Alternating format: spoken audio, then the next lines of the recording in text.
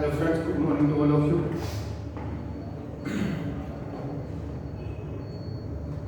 अपन ने atomic structure में कल अपन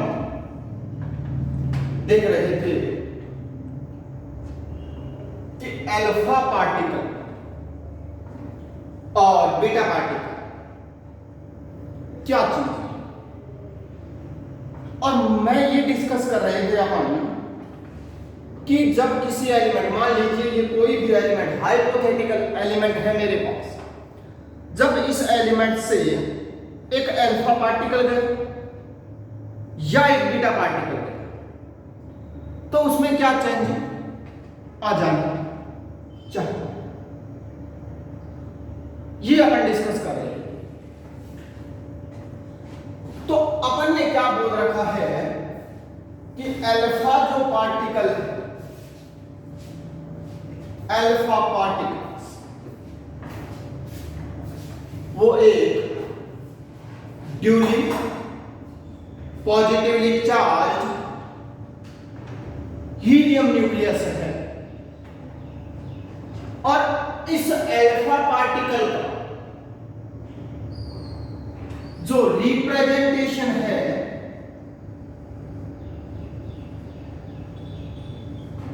वो अपन ने दिखाया 2 अल्फा फोर्स,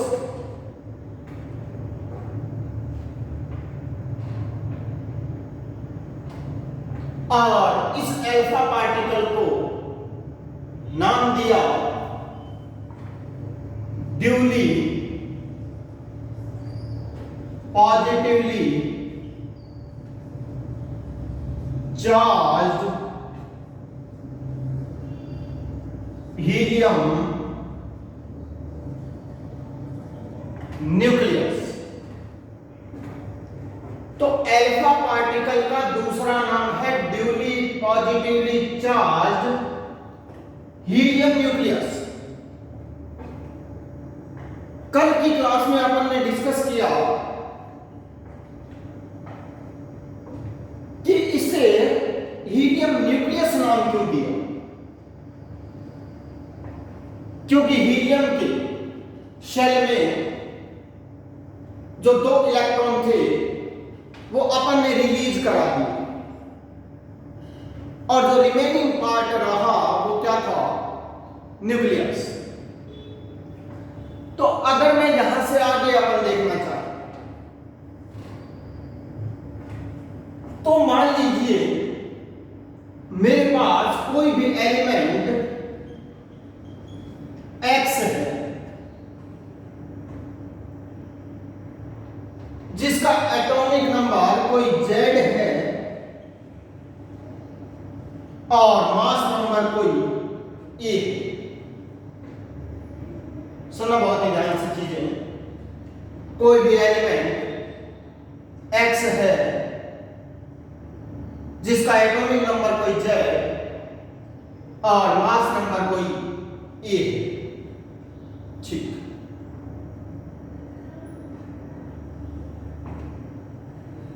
मैंने इस एलिमेंट से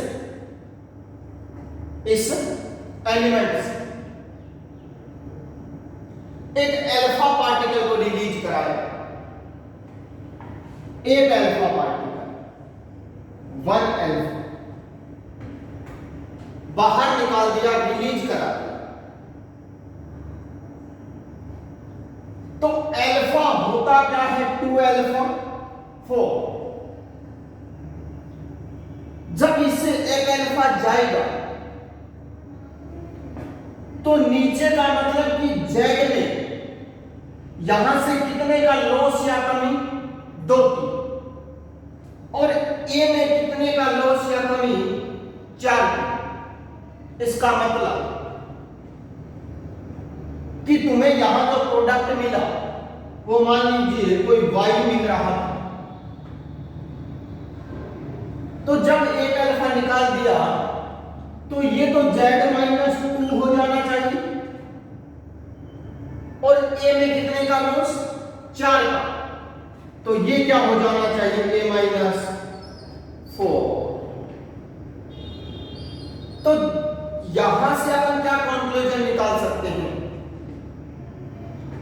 कि when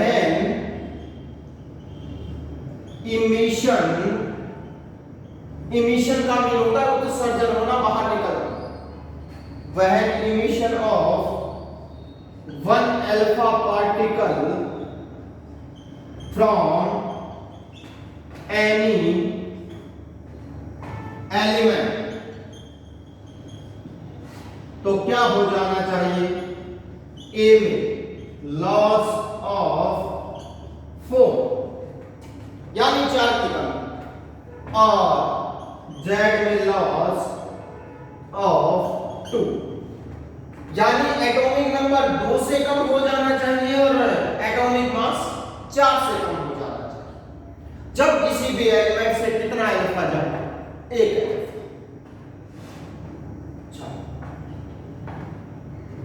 मैं ट्रिक भी बता दूंगा, लेकिन एक बार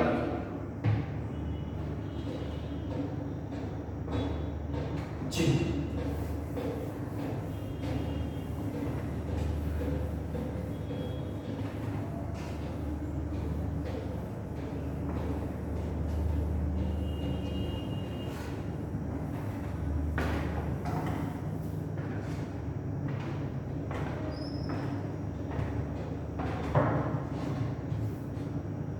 तो कॉमन सी बात कि जब भी अल्फा पार्टिकल रिलीज होगा A-4 हो जाएगा और Z-2 हो जाएगा। यस, नेक्स्ट हेडिंग लिखना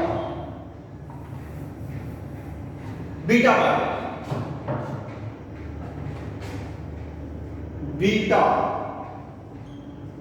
पार्टिकल्स, और सुने बहुत ध्यान से कि बीटा पार्टिकल क्या चीज है।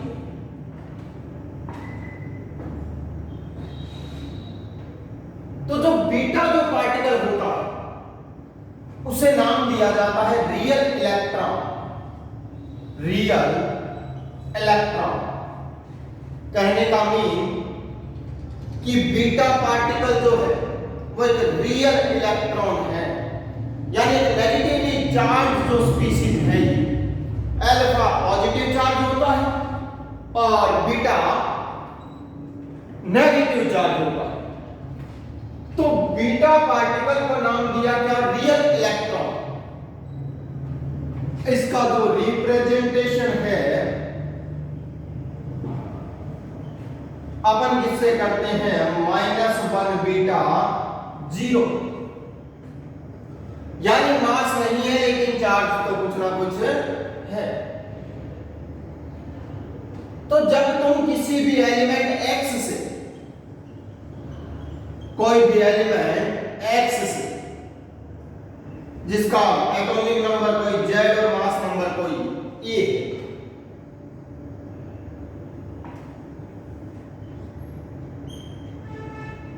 से तुम जब एक बीटा पार्टिकल निकाल दोगे या रिलीज कर दोगे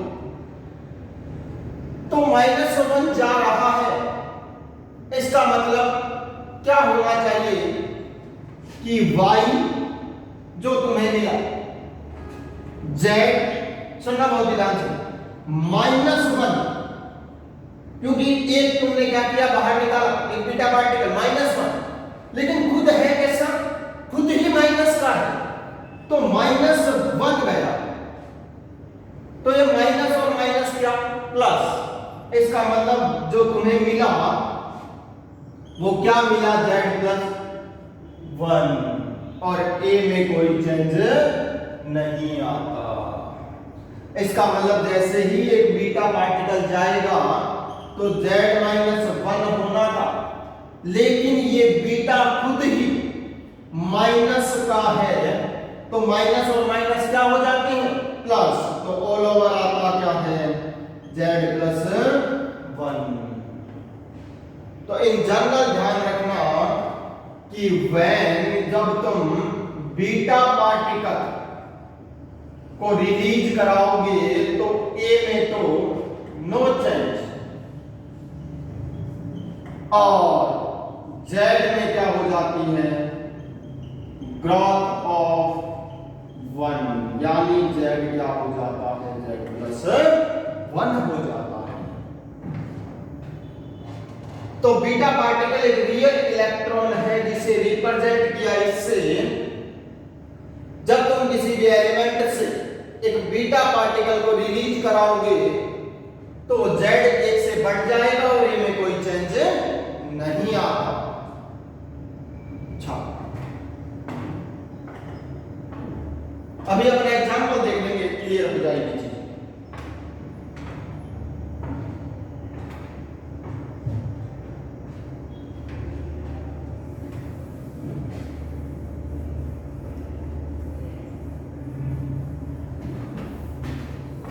चल देखेंगे,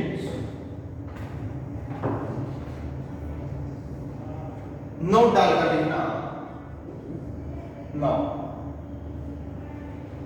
मैं कुछ चेंज देख रहा हूं जो अपन ने पीछे पढ़े हैं, आइसोटॉप, आइसोबार, आइसोइलेक्ट्रॉनिक वगैरह। तो मैं यहां से कुछ चेंज देख रहा हूं और एक टर्मिनोलॉजी निकाल रहा हूं, एक कॉन्सेप्ट जो अपन को निकालना है वो कॉन्सेप्ट देख रहे हैं। सपोज दैट मेरे पास 92 यूरेनियम 238, 92 यूरेनियम 238 है। ये कॉन्सेप्ट तुम्हें ध्यान रखने हैं बेटा जी, कि जब भी एक अल्फा जाएगा तो A-4 और Z-2, जब भी एक बीटा पार्टिकल जाएगा तो A में नो चेंज और Z+1 हो जाएगा। सुने आप, तो 92 यूरेनियम 238 से तुमने क्या किया, एक अल्फा रिलीज कराया, एक अल्फा निकाल दिया।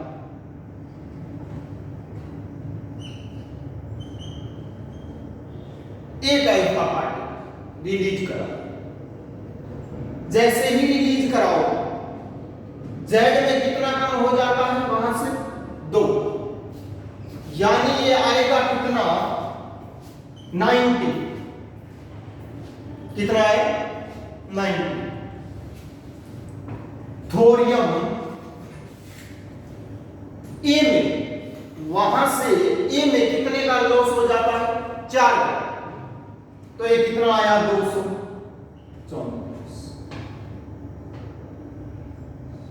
यानी इस 92 यूरेनियम यानी 92 यूरेनियम 238 से जब एक अल्फा पार्टिकल को रिलीज कराया तो तुम्हें कोई ये मिला 90 थोरियम 234।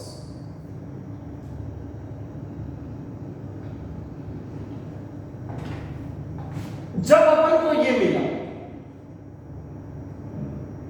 तो सवाल ऐसे भी दे सकता है या सवाल दूसरे तरीके से भी दे सकता है। अगर मैं इस चेंज में, सुना, अगर मैं इस चेंज में नंबर ऑफ न्यूट्रॉन की बात करूं, नंबर ऑफ न्यूट्रॉन, बहुत ही ध्यान से सुनना बेटा जी, नंबर ऑफ न्यूट्रॉन A-Z, ये A रहा, ये Z रहा, और न्यूट्रॉन निकालने के लिए A-Z, तो दिस माइनस दिस आया कितना 146। और अगर मैं नंबर ऑफ प्रोटॉन की बात करूं तो Z = P, तो यहां Z कितना 92, तो नंबर ऑफ प्रोटॉन भी कितने 92, यानी ये कितना 92। तो अगर मैं N-P का डिफरेंस देखूं, डिफरेंस ऑफ N-P यानी न्यूट्रॉन और प्रोटॉन का अगर मैं अंतर देखना चाहूं तो वो मेरे पास कितना आया 54। ठीक, इधर हम देख लेते हैं। अगर मैं यहां इधर वाले में 90 थोरियम 234 में नंबर ऑफ न्यूट्रॉन की बात करूं तो नंबर ऑफ न्यूट्रॉन कितनी a माइनस जेड कितना आया 144। और अगर मैं नंबर ऑफ प्रोटॉन की बात करूं तो z equals to p, z equals to p, z equals to p। अगर ये z इक्वल्स टू p है तो फिर यहां नंबर ऑफ प्रोटॉन कितने 90। n माइनस p का डिफरेंस देख लेता हूं यार, वो कितना आया 54। तो तुम्हें यूं नहीं लग रहा क्या यार कि इस स्पीशीज में और इस स्पीशीज में दोनों में n माइनस p का डिफरेंस क्या है सेम।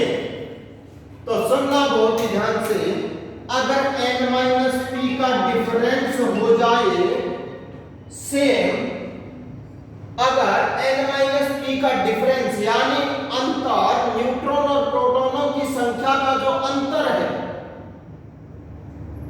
अगर वो सेम हो जाए तो स्पीशीज को नाम दिया जाता है क्या आइसो डायाफर। क्या नाम दिया आइसो डायाफर।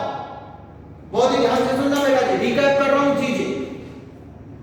जब तुमने 92 यूरेनियम 238 से एक अल्फा को रिलीज कराया तो तुम्हें मिला क्या 90 थोरियम 234।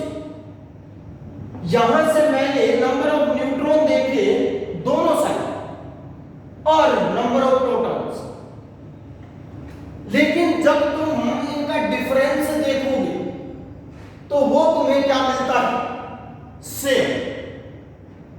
तो which species have same difference of n minus p is known as isodiaphers. तो मैं यहां से क्या कह सकता हूं कि जब तुम किसी भी एलिमेंट से एक अल्फा पार्टिकल को रिलीज करा दोगे तो फॉर्म हो जाएगा क्या आइसो डायाफर। तो कहने का मतलब सुना कि वह emission of one alpha particle from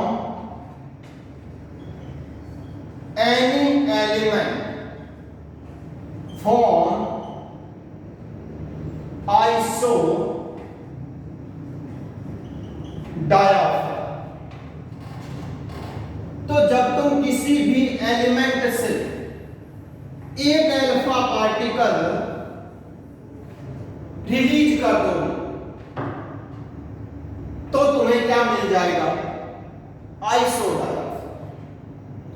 क्योंकि आइसो डायाफर वो स्पीशीज है जिनमें difference of neutron and proton यानी n माइनस p का जो डिफरेंस है वो तुम्हें क्या मिलता है सेम मिलता है। यस कि नो छाप लो।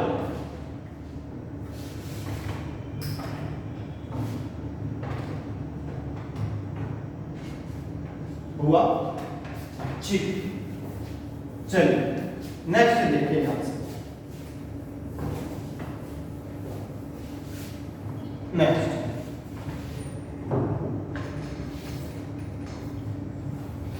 नोट नंबर 2 सेकेंड, तुम्हारे पास कोई भी हाइपोथेटिकल एलिमेंट मान लीजिए 5 बोरॉन 11, 5 बोरॉन 11,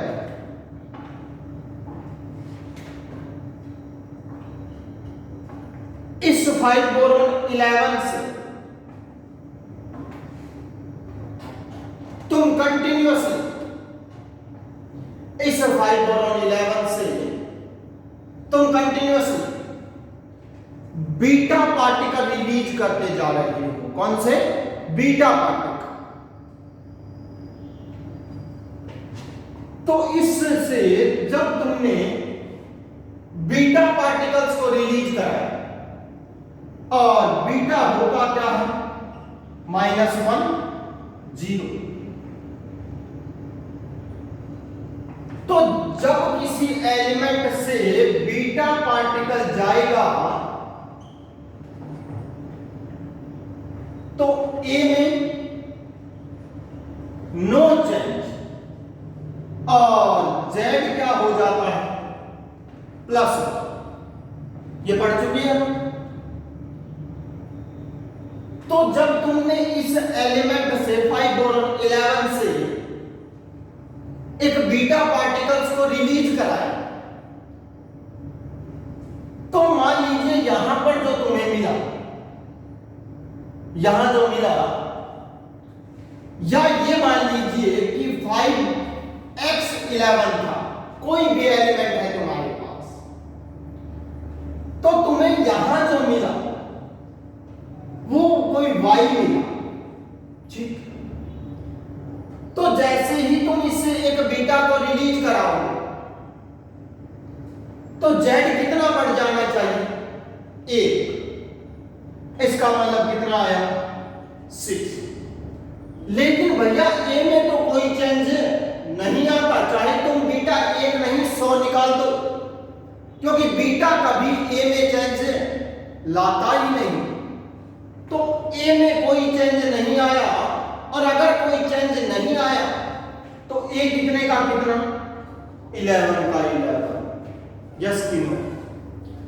इसका मतलब जब 5x11 से एक बीटा पार्टिकल्स को रिलीज कर दिया तो तुम्हें मिला क्या?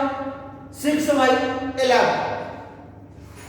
मान लीजिए तुमने इससे एक बीटा और रिलीज कर दिया। कहने का मीन कि तुम कंटिन्यूअसली बीटा रिलीज कर रहे हो यार। तो जब एक बीटा पार्टिकल पीछे क्यों करेगा और रिलीज कर दिया, ये सारा खराब हो जाए।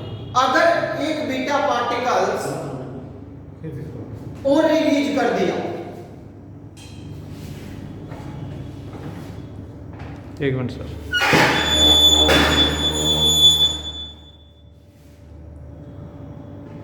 ये फोकस ही बनाने में रह जाता है बेचारा, फोकस ही नहीं बनता कैमरे का, ये बार बार धुंधला होता रहेगा। फिर 5 तक ठीक है, ध्यान तक लो, अब ठीक है, कर लो कंटिन्यू। लेकिन मैंने देख भी लिया, अगर बार बार ये फोकस ही बनाता रहता है, कैमरे का फोकस बनता ही नहीं। वो तो है 5x11 से जब एक बीटा पार्टिकल रिलीज किया तो ये तुम्हें मिला 6/11। फिर से तुमने क्या किया? एक बीटा पार्टिकल और रिलीज कर दिया है। एक बीटा पार्टिकल जब और रिलीज कर दिया तो फिर से z कितना बढ़ेगा? 1। तो 7p, मान लीजिए कोई स्पीशीज हमें p मिल रही है, 7p, फिर से क्या आया? 11, क्योंकि z a में कोई चेंज नहीं आया। तो एक चीज देखना बेटा जी बहुत ही ध्यान से, यहां अगर मैं a की बात करूं तो वो भी कितना? 11। यहां अगर a की बात करूं तो वो भी कितना? 11। और यहां भी अगर बात करूं तो वो भी कितना? 11। सॉरी, इसका मतलब क्या है कि अगर तुम किसी भी एलिमेंट से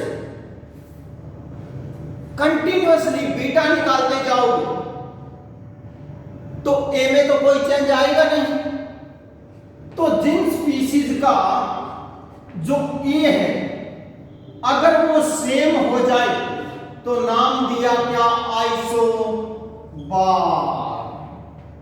तो इसका मतलब क्या है कि अगर तुम किसी स्पीशीज से कंटिन्यूअस बीटा निकालते जाओगे तो तुम्हारे पास फॉर्म क्या हो जाएगा, आइसोबार। यस कि नो? तो स्टार लाइन डालकर लिखना कि when emission of continuously beta particle